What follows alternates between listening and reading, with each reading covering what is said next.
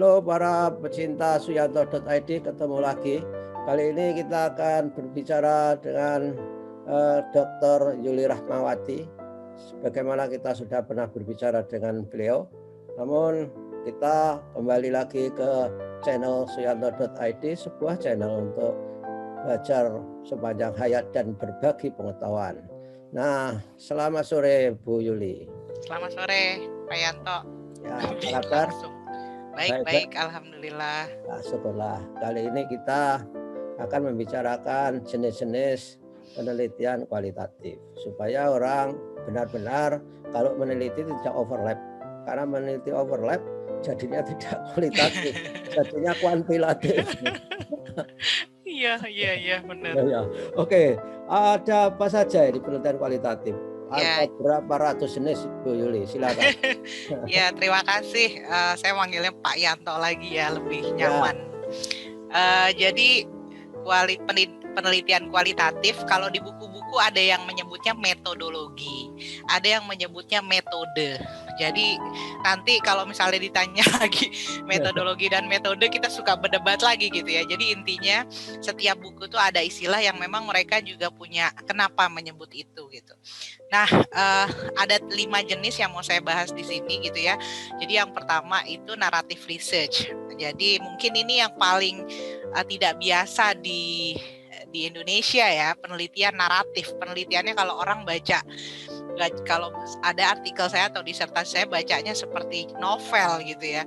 Kemudian ada fenomenologi. Kemudian ada lagi namanya grounded theory.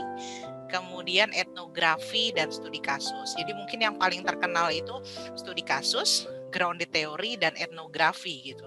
Jadi kalau fenomenologi dan naratif belum begitu dieksplor, tapi biasanya di luar itu juga biasanya penelitian banyak juga yang sampai bahkan disertasi menggunakan naratif research study gitu atau bahkan fenomenologi.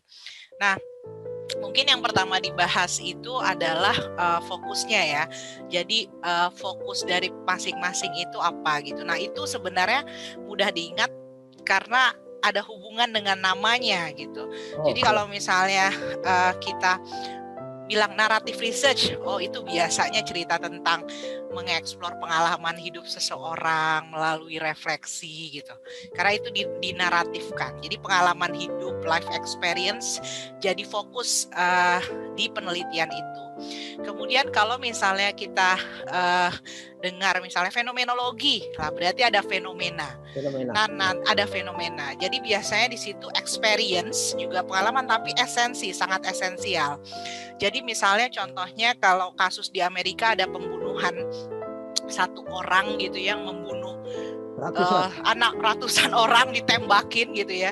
Jadi pernah teman saya S3 waktu di luar sana neliti itu gitu. Jadi dia meneliti satu orang itu, tapi kan kejadiannya sangat fenomenal gitu ya. Nah, jadi itu fenomenologi. Nah, kalau grounded theory, nah ini memang ada banyak pendapat ya. Jadi ada yang bilang grounded theory nggak mesti harus kan kita membayangkannya harus menghasilkan teori. Memang harus menghasilkan teori. Tapi ada juga yang bilang ini karena terlalu dalam, mungkin anak S1 misalnya nggak bisa grounded theory, anak S2 juga mungkin sulit. Nah, biasanya memang mahasiswa S3 nih grounded theory gitu ya. Jadi karena dia mendevelop sebuah teori dari lapangan. Jadi kekuatan peneliti ini gimana caranya dia mengeksplor data dari lapangan jadi teori. Gitu. Sesuai namanya lagi tuh. Nah, kemudian etnografi. Nah, etno. Jadi culture. Ya, mendeskripsikan, menginterpretasikan culture gitu ya. Nah, budaya ini nggak bisa kita terlalu sempitkan maknanya gitu. Jadi misalnya berarti cuma masalah praktek budaya ya, simbol-simbol tari-tarian dan sebagainya. Tapi definisi culture ini adalah values yang kita miliki bersama, nilai-nilai yang suatu grup itu punya gitu ya. Misal culture pendidikan di pesantren kan agak beda gitu ya, misalnya dengan sekolah. Nah, itu tetap culture gitu. Nah, kemudian yang terakhir yang lebih umum yang agak aman digunakan orang kualitatif nih. Namanya studi kasus. Daripada terlalu ini kayaknya grounded enggak, karena nggak menghasilkan teori, fenomenal juga enggak, culture juga nggak terlalu culture. Jadi biasanya kualitatif umum bahasa amannya studi kasus aja gitu. Biasanya jadi ya kalau publikasi kita lebih milih udah nulis aja studi kasus gitu. Nanti tinggal dipilih unit analisisnya apa. Unit analisisnya individual boleh, bisa. Sekelompok grup yang studi kasus. Studi kasus. Jadi kita mau neliti 5 orang, kita mau neliti 1 kelas, kita mau neliti 1 sekolah. Jadi unit analisisnya yang kita definisikan di dalam penelitian itu. Itu sih mungkin pengantar yang research fokus itu, Pak Yanto. Jadi memang yang ketika ditanya mau pilih yang mana ya tergantung tujuan penelitian kita ya, kita mau apa gitu, dan sedalam apa kita mau menentukan penelitian kita, mau dalam sekali ataukah mau general saja atau apa gitu. Jadi itu sangat penting sekali dalam penelitian kualitatif gitu. Ya, tadi dikatakan kalau grounded research itu agak berat ya. S1 belum sampai tangannya belum nyampe kupingnya. Jadi oleh karena itu kalau misalkan yang naratif, fenomenologi itu apakah dikatakan tidak pernah bisa melahirkan teori? Saya yakin itu bisa juga kan fenomenologi. Iya. Karena fenomenonya yang fenomenal yang ada. Ya. Iya. Bisa ya. Jadi grounded teori kalau di buku textbook itu kita bilangnya little, sedikit aja teori yang existing. Tapi kalau kita juga nggak bisa bilang nggak ada teori sama sekali gitu, karena kan kita mendevelop teori juga dari existing teori gitu, supaya kita menemukan apa ya yang belum ada. Yang agak sulit di grounded teori, sudah menemukan teori nggak boleh langsung bilang gini, teori saya nih udah dihasilkan. Dia tuh ada namanya validasi teori lagi. Jadi apakah teori itu benar dibuktikan lagi? Jadi kan dia dapat teori dari lapangan jadi teori. Nah teorinya itu dicek lagi apakah sesuai dengan lapangan. Jadi kayak siklus dia bolak-balik. Nah kalau fenomenologi udah nggak ada pilihan ya. Pasti kita harus memahami secara fenomena yang ada di lapangan, ditambah ini kalau secara teori seperti apa. Kalau nanti sempat baca, Bapak Ibu sekalian sempat baca naratif riset saya, ada di beberapa paper saya, bacanya jadi kayak cerita novel ya, Pak Yanto sudah pernah saya share di website ya. Cerita saya ibu saya orang Bima, bapak saya orang Jawa, yang saya kehilangan budaya gitu. Itu adalah kritik reflection hidup saya gitu. Jadi itu mungkin kayak bacanya, tapi kan kalau baca berapa jumlah teori yang saya pakai banyak sekali gitu. Jadi bukan berarti saya cerita tanpa landasan teori. Itu kalau bisa dicari itu malah lebih banyak teorinya nih yang sangat mensupport life experience tadi gitu. Jadi teori ketika gitu, kita di naratif jadi mungkin kenapa tadi S1, karena ini kemampuan konstruksi teorinya kan harus baik kalau misalnya mau grounded ya. Jadi dia menganalisis data di lapangan dari namanya sih axial coding, selective coding ya. Nanti ada nama analisis datanya, mungkin kita sempat bahas nanti. Itu tuh kalau dia tidak bisa menganalisis dengan baik, malah teorinya jadi gak sesuai gitu. Malah ini mah bukan teori baru, ini biasa saja gitu. Jadi lebih baik ya kalau latihan-latihan studi kasus lebih bagus lah, lebih aman gitu untuk pemula. Jadi Yul, yang naratif tadi, ya, itu kan beda posisi existing teori dibandingkan dengan di jenis grounded kan beda ya? Iya beda. Lebih kekuatan teori kali ya. Kalau misalnya kita mau biasa berpikir kuanti ya, naratif ya lebih lah dibandingkan grounded ya, posisi teorinya ya. Karena memang progressive subjectivity, pengalaman hidup seseorang kan tinggi. Misalnya Pak Yanto cerita coba motivasi jadi dosen apa gitu. Ya. Bisa jadi kita beririsan nih berdua gitu, motivasi jadi dosennya apa gitu. Tapi kan sebenarnya kalau dicari teori, misalnya saya motivasi jadi dosennya karena saya memang punya keinginan untuk bermanfaat buat orang lain dan sebagainya. Nah, itu di jurnal sebenarnya udah ada gitu. Cuma kan ini munculnya dari kita, dari pengalaman hidup kita. Ada yang motivasi jadi dosennya, jadi guru, jadi dosen karena keluarga. Di jurnal tuh udah banyak orang motivasi jadi guru tuh karena keluarganya guru atau karena dia ngelihat role model lah, ngelihat guru itu banyak. Cuma sekarang kita galinya bukan dari tapi kita gali diri kita cek lagi di teori, oh bener ada sebenarnya gitu. Oh, berarti fungsinya teori itu seperti untuk melihat keabsahan itu, keabsahan temuan teori baru. Kalau yang di mana nih? Di naratif. Ya naratif misalnya. Ya. Yang di naratif itu, jadi memang kalau kualitatif nggak bisa lurus seperti kuanti membuktikan ya Pak Yanto. Maksudnya dia tuh kayak bolak-balik. Jadi sebelum naratif kita baca, terus kita refleksi, kita lihat lagi teorinya bisa bolak-balik begitu gitu. Tapi memang posisinya kalau sudah nulis ilmiah itu jadi penguatan lah gitu. Kalau misalnya ternyata ketika refleksi nggak ada di teori, ya baik-baik saja gitu, karena maksudnya nggak ngerasa jadi kita salah nih, life experience kita kok nggak ada di teori, nggak kayak gitu, biarin aja memang begitu gitu, natural, jadi nggak dipaksakan. Berarti itulah teori baru, bahwa experience kita itu tidak bisa didescribe oleh teori. Itu teori baru. Ya, tapi memang ketika kita bilang ini saya menghasilkan teori baru, ini nih nggak boleh sembarangan. Makanya sampai ada buku, kalau ada pernah baca publikasi yang baru ya, dia sampai nulis gini, ya minimal 60 orang lah di interview gitu, mendalam. Sampai ditulis jumlahnya supaya memastikan apakah kita benar, selain kita lihat teori yang ada, kita pastikan di lapangan memang begitu juga sampai begitu, karena kita nggak bisa sembarangan bilang, makanya kalau mahasiswa nulis penelitian saya tidak pernah dilakukan nih, terus dosen pengujinya mana ini ada kok di mana-mana gitu. Jadi hati-hati menyampaikan tidak ada teorinya gitu, jangan karena kita bacanya kurang ya. Makanya kalau Pak Yanto, ada seorang profesor itu dia membuktikannya sampai 60.000 jurnal. Wow. Kalau tahu John Hattie yang profesor itu, dia biasanya 60.000, 100.000. Baru dia bilang. John Hattie yang dikutip bahwa kontribusi guru berapa persen dari siswa efektivitas itu ya. Luar biasa. Ya 60.000 ratusan meta-analisis ya, dan itu jurnalnya kan juga pilihan ya, nggak predator.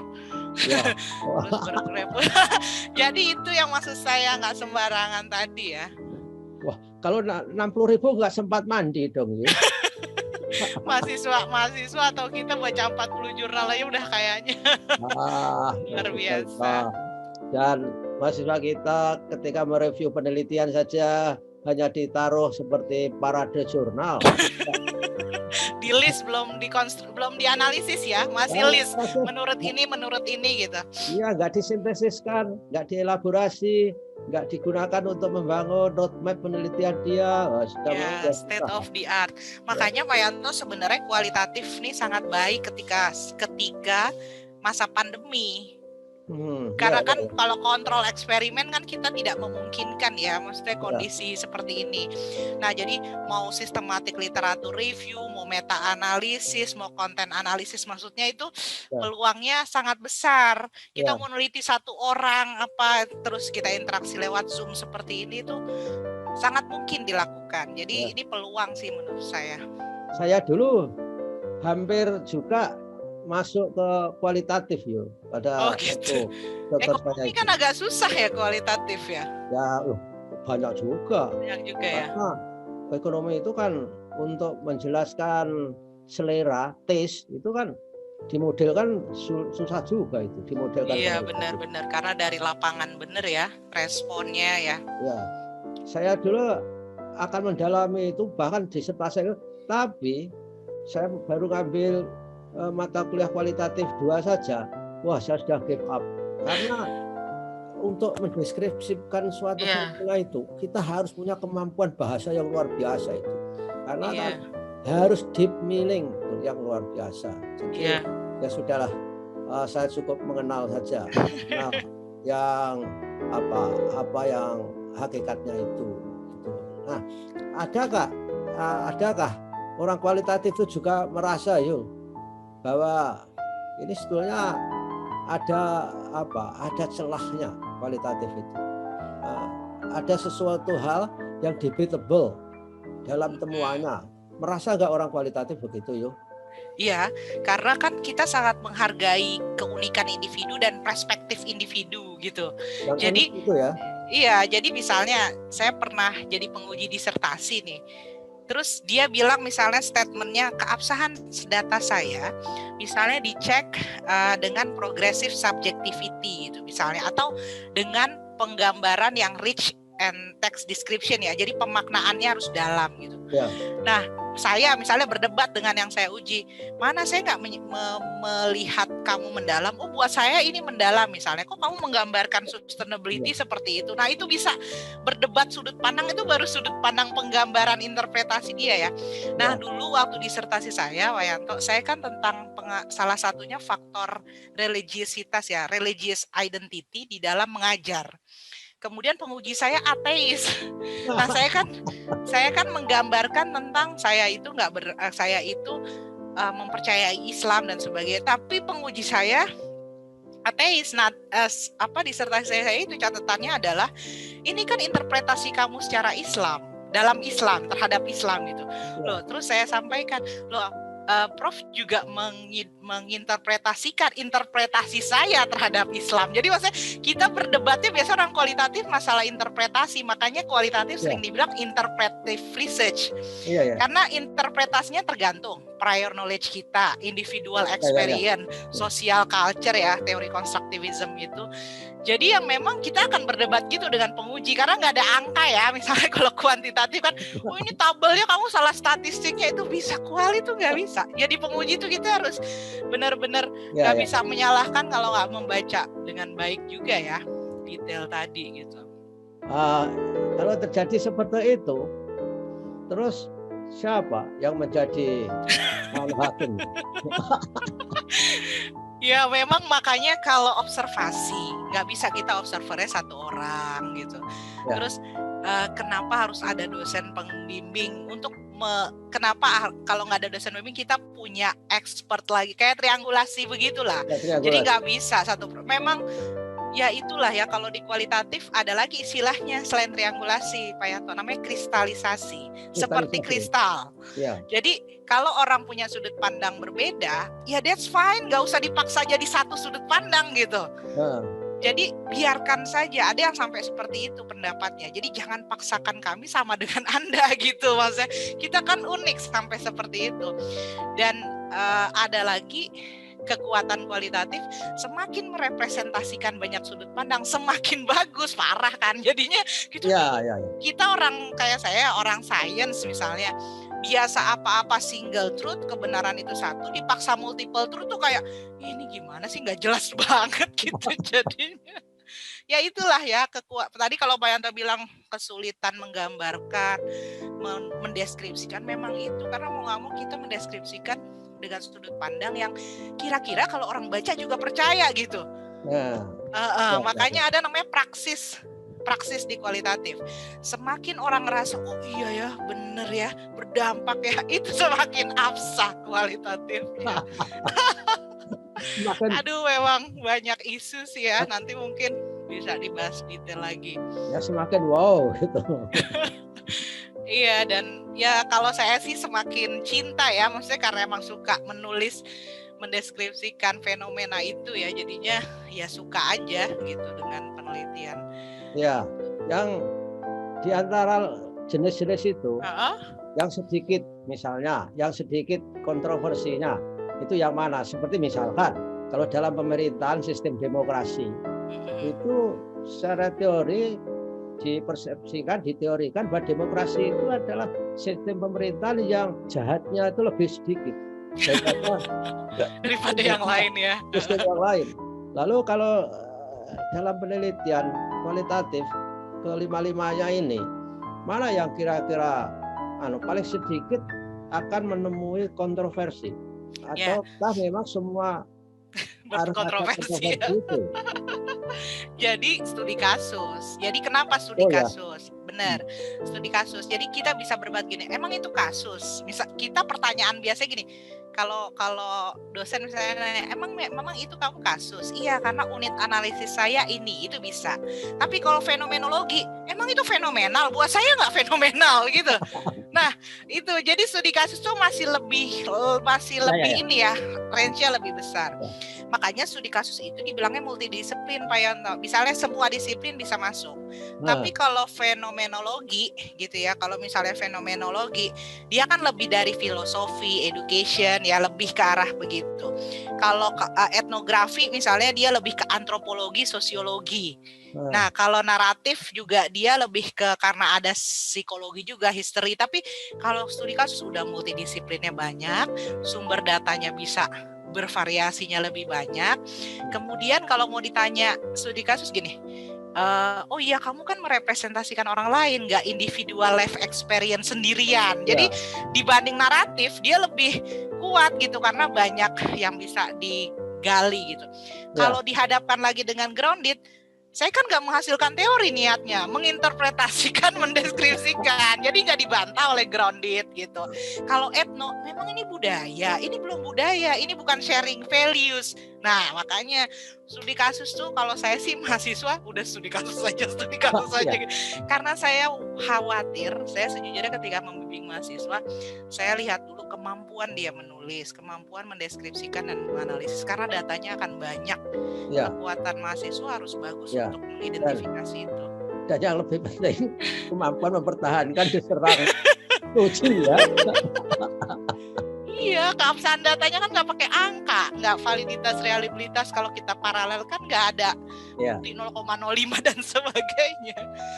Kalau mungkin karena studi kasus itu lebih ada lebih ada konsep yang agak real, tidak sekedar konstruk gitu loh. Jadi misalkan saja studi kasus mengenai tingkat bolos siswa misalkan saja, itu kan ada yang real. Tapi kalau di etnografi misalkan saja, itu kan perlu pemahaman yang luas sekali mengenai culture. Dan level engagementnya Pak Yanto kalau etno. Makanya kan ada bilang kalau etnografi kita harus tinggal bareng dulu segala macam karena kedalaman kita memahami budaya itu. Dan bahkan kalau perlu nikah juga Yul. Kan makanya ada yang penelitiannya begitu ya, begitu memang kalau udah etnografi. Iya, orang nikah dengan dengan etnis di Papua itu siapa dulu itu? Ada kan? Yang kepala suku itu ya. Saya lupa namanya. Itu sangat yang perempuan menikah dengan kepala suku. Kepala sukunya supaya mungkin bisa sebagai partisipan observer dia itu bisa masuk kemana-mana. Aktif berpartisipasi. Saya akhirnya sekarang bisa memahami tentang pentingnya penelitian kualitatif itu, terutama untuk meneliti hal-hal yang sama sekali tidak bisa dikuantifikasikan. Seperti misalkan proses perang, segala itu kan nggak bisa diteliti dengan lewat signifikansi antara apa. Termasuk anak-anak jenius, Pak Yanto. Maksudnya gimana dia mengkonstruksi kok dia bisa sejenius itu.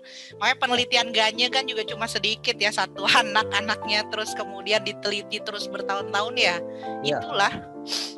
Oh, iya, yang Ganye itu ya. Iya, makanya dia menghasilkan teori. Itu kan bayang berapa puluh tahun dia mengkonstruksi itu gitu. Itu teorinya dia itu dikonstruksi dari kualitatif ya? Dari kualitatif. Wah, dari anaknya sendiri. Jadi dia teliti itu dan teorinya kan sedikit-sedikit tapi kan grand naratif ya. Maksudnya sampai sekarang kan masih berlaku ya gitu dan nah itu prosesnya itu. Nah itu kadang-kadang dikritik itu teori dia itu. Sebetulnya terus sedikit mesti orang kuantitatif itu yang mengkritik yang seperti itu. Jadi saya kalau bimbing nanti juga saya arahkan aja studi kasus saja lah. Iya, kalau ekonomi kan juga banyak ini ya, tapi mungkin kalau mau berani fenomenologi silahkan, misalnya pasti ada kasus kejadian ekonomi yang signifikan ya, waktu krisis moneter atau apa gitu atau kondisi saat ini gitu. Ya kalau kalau misalkan fenomenologi, yo, ini orang kan seperti yang dikatakan tadi, memandang bahwa itu fenomena itu bukan itu saja kan apa bisa mementahkan masalah itu. Iya, Itu cara benar. memperkuat tuh. Bagaimana cara memperkuat ya? Jadi memang ya tadi ya kita bilang menganggap fenomena kan kita melihat salah satunya dampak ya, dampak dari sebuah kejadian itu. Jadi di depan itu kita harus bisa menjustifikasi juga dengan data. Jadi nggak bisa punya data sedikit itu. Jadi gimana itu mempengaruhi konstruksi misalnya pandangan masyarakat, kemudian bagaimana akhirnya itu berdampak. Makanya biasanya fenomenologi memang kejadian yang mungkin membuat kita ya terhenyak lah gitu ya, kasus kemarin yang mahasiswa Indonesia atau yang kasus seks itu yang banyak sekali dia kasih obat, dan itu kan fenomenal sekali gitu kan. Kok bisa ya seperti itu? Nah itu sebenarnya menarik. Nah karena kualitatif kan tujuannya why ya, why, mengapa gitu, how gitu, bukan apakah ya tidak ya gitu. Jadi nah kenapa penting ya, karena fenomena itu kita why, kenapa ya bisa terjadi, berharap ke depan nggak terjadi lagi. Kalau mau pakai kuantitatif apa pembandingnya, atau jumlahnya udah nggak memenuhi standar jumlah statistik gitu. Nggak normal lagi. Nggak normal datanya gitu. Non parametrik.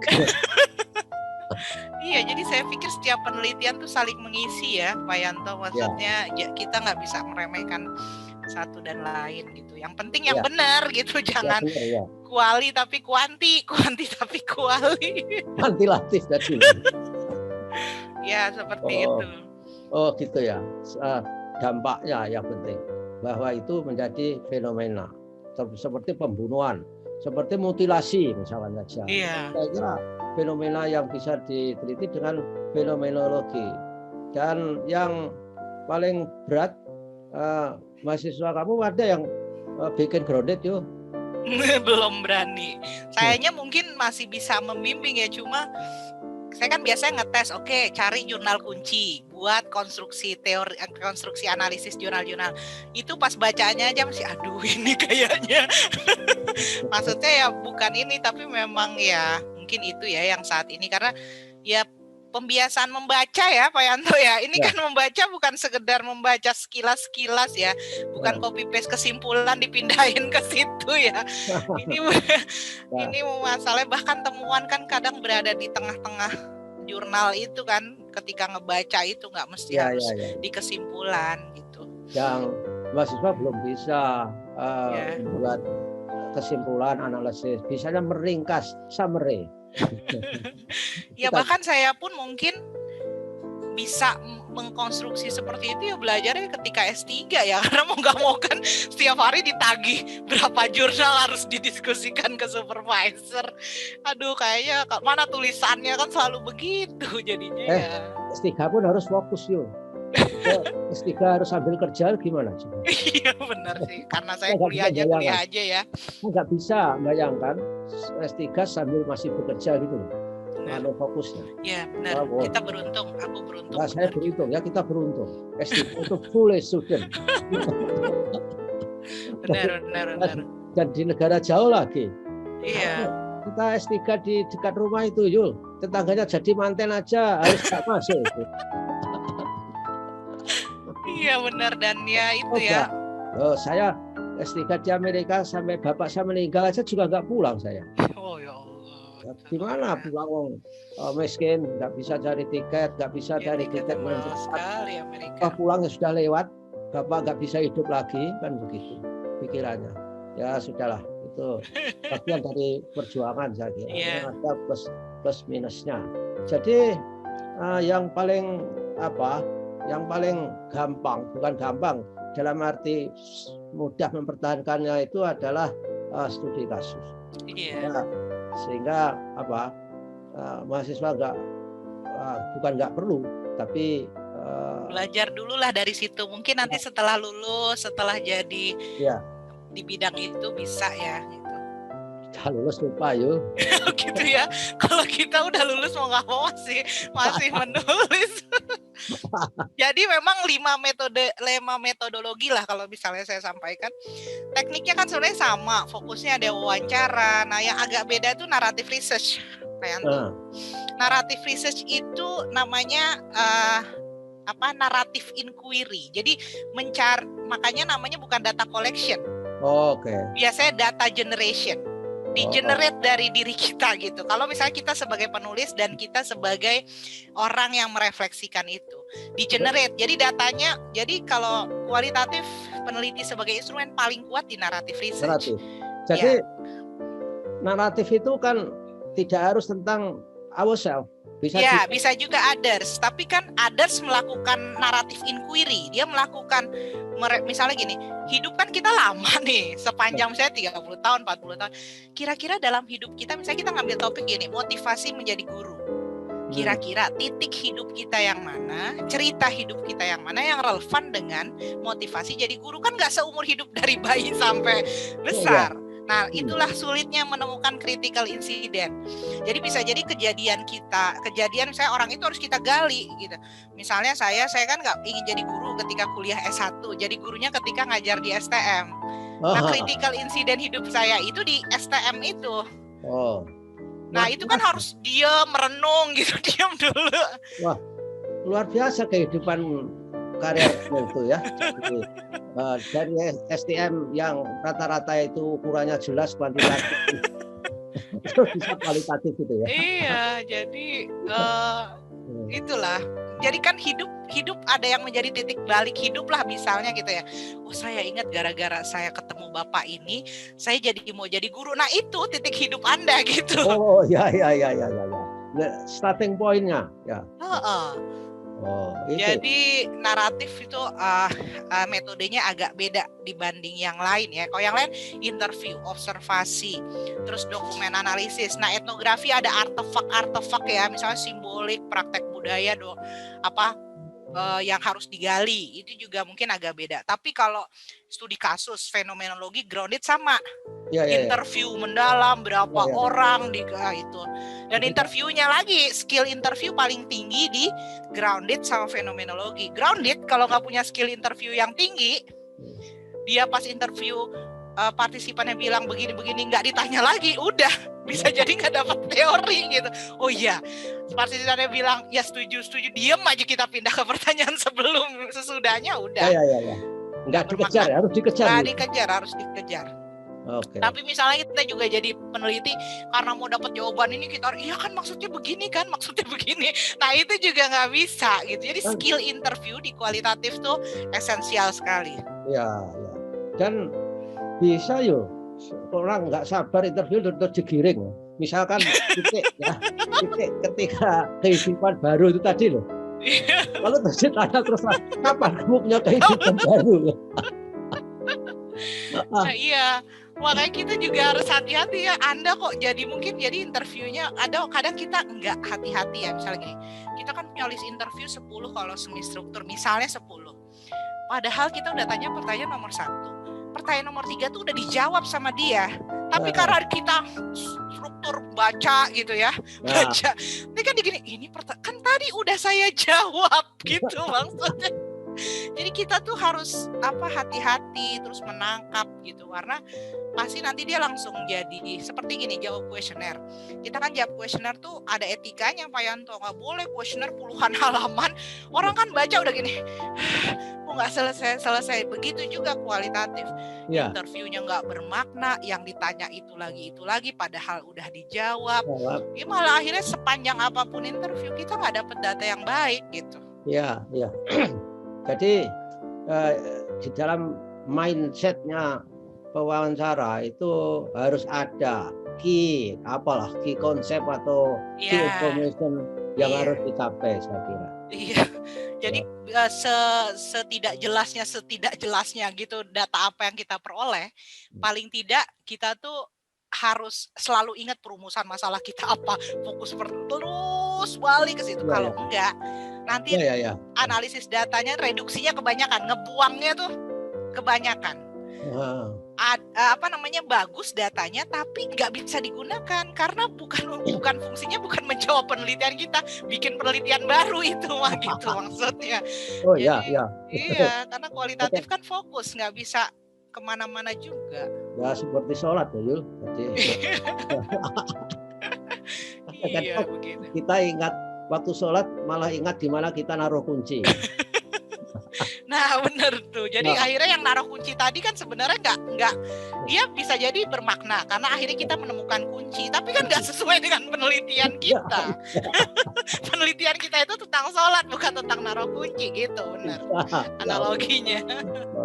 Wah, ya, menarik sekali yuk. Nanti minggu depan kita bicara mengenai kelanjutan dari masing-masing metode atau metodologi apalah Iya. menyebutnya. Atau nanti bisa teknik pengumpulan data. Jadi wawancara tuh seperti apa? Observasi harusnya ya pasti ada bedanya ya sama Ya, kualitatif, kuantitatif ya yang itulah biasa. itu yang harus mendapat pencerahan yuk. Karena kalau yang memberi pencerahan itu orang MIPA tentang kualitatif itu jauh lebih absah yuk, daripada yang kualitatif yang dijelaskan memang orang bukan MIPA gitu loh. Karena udah keluar jalur. Biasanya orang-orang mualaf itu Iya, Islamnya lebih baik. orang-orang mualaf bener. Ya, mualaf itu Islamnya lebih baik daripada orang yang Islam karena keturunan. Jadi mengkaji sendiri. Ya, ya oke yuk terima kasih ya. Ya, terima kasih Pak Yanto, Dan sehat-sehat.